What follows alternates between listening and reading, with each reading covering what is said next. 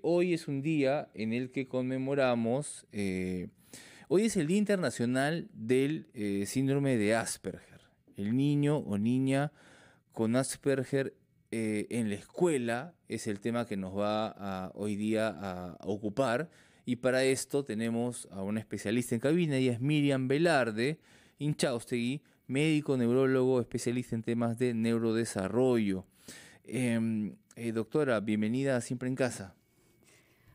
Muchas gracias por la invitación, Diego. Para mí es un gusto estar acá y poder difundir esta condición o un trastorno que es el síndrome de Asperger. Es importante, ¿no? Entender que es una condición. O sea, quisiera que nos explique, por favor, a nosotros y al público, qué implica esto, porque muchos dicen, oh, no, está enfermo, es algo diferente, entra dentro de algún espectro autista. O sea, ¿cuál es un poquito la definición, como podríamos poner las bases para entenderlo? Sí, hoy día que celebramos el Día del Síndrome de Asperger, porque es el día en que nació Hans Asperger, que es un médico austriaco, ¿no?, que difundió, mejor dicho, que estudió esto y fue difundido por Lorna Wynne, que es otra médica, ¿no? Esto está dentro del trastorno del espectro autista. Desde el año 2013, cuando se publicó la DSM-5, que es el Manual de Enfermedades Mentales, lo pusieron dentro del trastorno del espectro autista, pero es una condición porque es una neurodiversidad. No todos somos iguales. Entonces, no es una enfermedad en sí, sino es una condición, es una manera diferente de ver las cosas. ¿Y cuál es el perfil de un niño o niña con Asperger? En todo caso, ¿cómo se comporta en su entorno social? Estos niños, generalmente, la mayoría son varones, como los trastornos del neurodesarrollo. O sea, casi todos los trastornos del neurodesarrollo son más en varones, ¿sí? 4-1. Parece que sería por la testosterona. Mira, ¿no? mire usted. Entonces, generalmente son varones, pero también hay mujeres, ¿no? Claro. Estos niños son personas porque son adultos también, ¿no? Hay famosos que son Asperger. Hace años no había diagnóstico para esto, ¿no? No había diagnóstico. Sí. Sí, se dice Einstein, por ejemplo, que es un Asperger. Exacto, ¿no? Sí. Y el de Microsoft también. Bill Gates.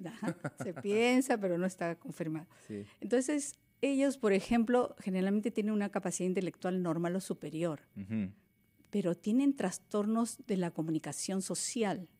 Entonces, a veces no entienden los dobles sentidos. Tienen un habla muy elaborada, ¿no? Un habla así un poco robótica, como extranjeros, ¿no?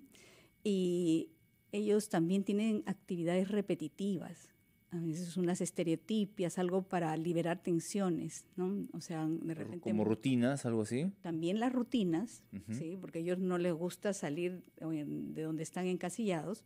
O también, por ejemplo, mover las manos o algunos aleteos.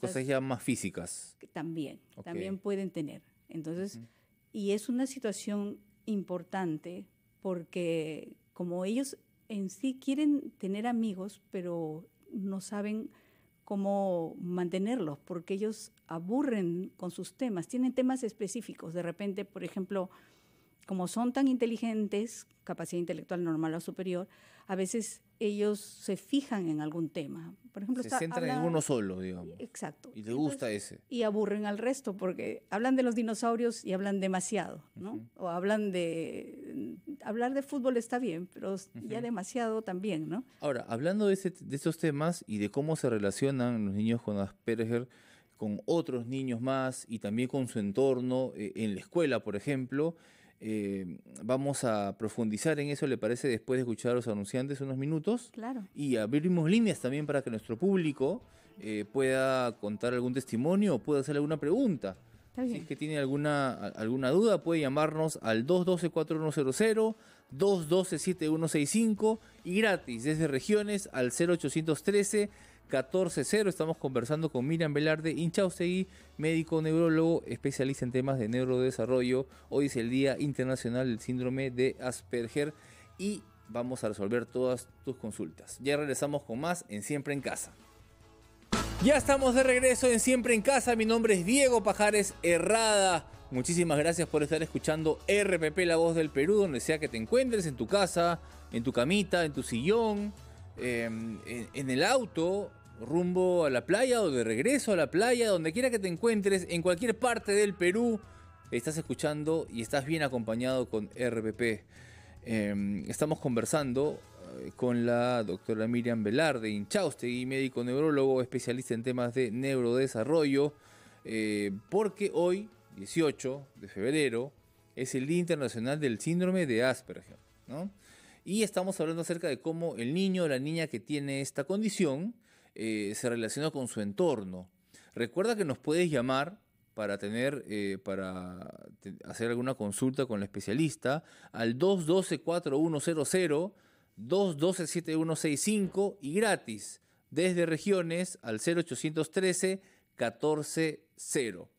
Doctora, le había dejado una pregunta antes de irnos a la pausa y era cómo es que o cuáles son las dificultades que los niños o niñas Asperger presentan al momento de relacionarse con su entorno inmediato, pero sobre todo con un entorno que es evidentemente en el que pasan más tiempo durante su niñez y juventud, que es la escuela.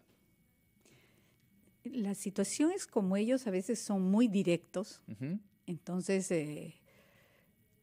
como por ejemplo, entre la pausa decíamos, este caso de una niña que viene y le dice a su amiguito, estoy muy triste porque mi abuelita ha muerto.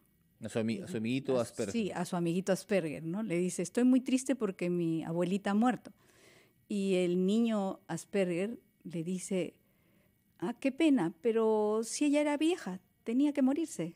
Ellos son así. Eso es muy lógico. Ellos son completamente lógicos. Pragmáticos, lógicos. Lógico completo. Entonces es de ahí que ellos a veces no entienden el doble sentido. Claro. ¿No? Entonces son muy literales. Y pueden chocar a las personas o a los otros niños, ¿no? A los otros niños porque le dicen de frente, ¿no? Si lo ven, le dicen, oye, no, tú eres muy feo o estás gordo, qué sé yo. Pero ¿qué hacer ahí, por ejemplo? Porque, claro, este niño que se siente afectado por esto que le ha dicho este niño Asperger, va donde su papá, su mamá y le dice, oye, este niño me dijo esto.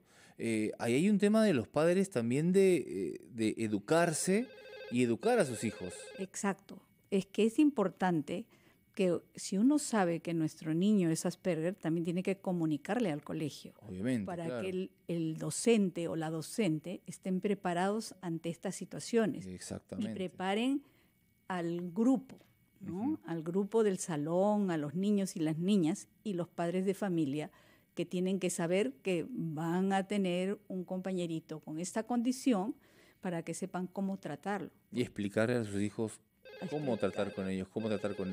Tenemos una primera llamada, doctora.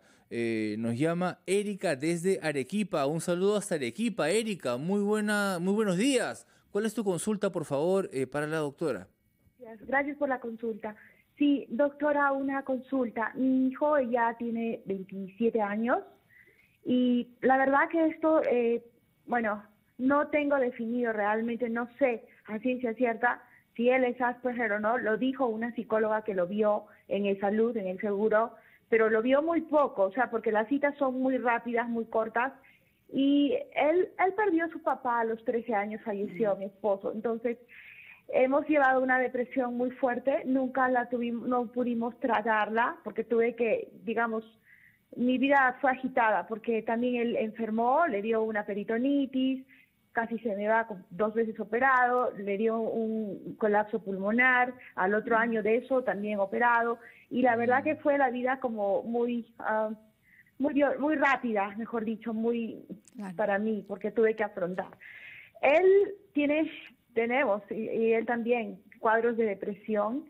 Él mismo ha buscado ahora, que ya cumplió, porque a eso de los, más o menos, cuando ya salió del colegio, la doctora me dijo, tu hijo es Asperger, y yo tengo un hijo Asperger, es igual que tu hijo, que es el otro. Yeah. Siguió así, por ejemplo, qué cosas diferentes, ¿no? Yo no sabía que era Asperger. Cuando regresé a mi casa, empecé a leer, ¿no? Entré a la computadora, empecé a leer y la verdad las lágrimas me caían. ¿Por qué? Porque lo que yo leía coincidía con la forma de ser de mi hijo, ¿no? Entonces, muchos aspectos. Por ejemplo, él es extremadamente ordenado, extremadamente. O sea, yo cuando hablo del cajón veo y parece que hubiera pasado plancha las cosas. Él quiere ver extremadamente todo ordenado. Sí, por ejemplo, él es hincha del Uruguay, ¿no? Por ejemplo, del equipo Uruguay. No ve nada de lo que es Perú, ¿no? No, él no vive en su mundo, él vive en otro mundo, en Uruguay, por ejemplo, ¿no? Que le encanta el fútbol uruguayo y todo lo ve, ¿no? Es más, hasta se paraba cuando era más chico, y yo recuerdo que se paraba a cantar el himno, ¿no? Cuando era el partido, o lloraba cuando perdía el equipo, cosas así que ya incluso mi esposo en vida se estaba dando cuenta. Y bueno, ahora, por ejemplo, lo pasó a un psiquiatra en esa época y le dieron sertralina. No la tomó, según él, nunca, no se expresa, no dice, o sea, es para mí como una piedra que no puedo golpear, es muy, no puedo, es como un muro que no puedo atravesar. La pregunta tiene que ver con que el medicamento que se le tiene que dar, No, ¿o no? no lo tomó, no quiso, nunca lo tomó. Entonces, después ¿qué se tiene que tomar? se lo vio, O... no quiere, no, ya es un poco difícil, ya ahora tiene 27 años. A ver, Él mismo ha buscado a un psiquiatra en particular y también le compré la fluoxetina, pero tampoco lo tomó, igual no. Vamos y en algún momento me dijo, la que lo necesita eres tú, tómatelo tú, o sea, ¿Qué cosa? No nos llevamos Dios bien. Dios mío, bueno. Bueno, muchas gracias, Erika, por contar tu experiencia, por compartirnos esto. 27 años y aún no diagnosticado completamente, medio diagnosticado. ¿Suele pasar esto, doctora? Sí, suele pasar porque antes era más difícil, ¿no? Pero realmente, por ejemplo, le diría a Erika que este joven ya tiene 27 años. Entonces, primero habría que confirmar el diagnóstico. Claro. Y eso sí se puede hacer. ¿Cuál es la especialidad específica? ¿La de...? Es que nosotros, los neurólogos del neurodesarrollo, lo podemos diagnosticar, el psiquiatra también, porque también en los pediatras especializados en neurodesarrollo también lo pueden hacer, junto con la especialidad de psicología, porque hay pruebas específicas para nosotros poder tomar y hacer el diagnóstico preciso. Esto que ya tiene el joven es una comorbilidad, porque entraba depresión. O sea, quiere decir que ya hay otras, por lo que ha pasado a través de su vida, y él tiene que ser visto por una psicóloga, una psicoterapeuta, para que le hagan entender que sí es importante que tome la medicina. Porque o sea, sí es importante lo que le están dando. O sea, sí, lo que le da el psiquiatra, porque lo ha diagnosticado, tiene que tomar la medicina. Yo no quiero decir esto que los Asperger nececiten medicación. No, depende de cada uno y la consulta que hagan. Porque es una condición. Entonces, ellos tienen otros trastornos como cualquiera, ¿no? Y tienen que pasar por, evidentemente, los especialistas. Claro, es importante. Y eso es importante. Tenemos una segunda llamada, doctora, para atender esta vez desde Trujillo. ¿Cómo está Trujillo, Marino? Muy buenos días. ¿Cuál es tu consulta para la doctora, por favor? Hola, Diego. Bueno, contestando a tu pregunta, Trujillo estamos con un excesivo horno casi... Bueno, chócatela. Acá estamos en Lima, igual. Bueno, mi estimado Diego, para la doctora invitada. Mira, yo he escuchado, bueno, y se escucha, que al síndrome Asperger también se le llama... un caso de autismo o persona autista. Yo quisiera saber por qué autista o autismo, en la etimología de la palabra. El 2, ¿qué promedio de vida tienen las personas que sufren de este síndrome o de esta condición? Y luego la tercera sería si una persona con Asperger también tiene el coeficiente intelectual muy alto. Ok, eso es todo y gracias. Muchísimas gracias a ti, Marino, por tu llamada y un saludo hasta Trujillo. Doctora. Sí, para Marino. Es que el trastorno del espectro autista se llama así porque ellos como que se encierran en sí mismo, en su mundo, ¿no? Y al Asperger se le domina así por el médico vienés, ¿no? Quien... fue el que estudió este síndrome que es de Asperger, pero en el año 2013 la DSM-5, que es la entidad que ve y diagnostica las enfermedades mentales, lo incluyó todo dentro del trastorno del espectro autista, que es una condición, como dices, que es muy amplia, ¿no? Viene desde el autismo de Kanner, que es un autismo en el cual, por ejemplo, ellos sí están completamente aislados del mundo, hasta los funcionales y los Asperger, que ellos, como dice, tienen una capacidad intelectual normal o superior, ¿no? Perfecto. Doctora Miriam Velarde Inchaustegui, muchísimas gracias por haber estado en Siempre en Casa, sus respuestas muy precisas, y nos ha puesto en conciencia también, ¿no? Claro. De cómo los padres tenemos que también educarnos en eso, educar a nuestros hijos, porque los niños con Asperger tienen una relación especial con el mundo, una forma distinta de ver el mundo, claro. Y tenemos que entender eso, creo. Sí, yo quisiera terminar claro. haciendo hincapié que debemos entenderlo, como dice, para evitar el bullying, porque ellos pues suelen ser sujetos de bullying porque tienen estas conductas rígidas, ¿no? Y ellos creen lo que les dicen.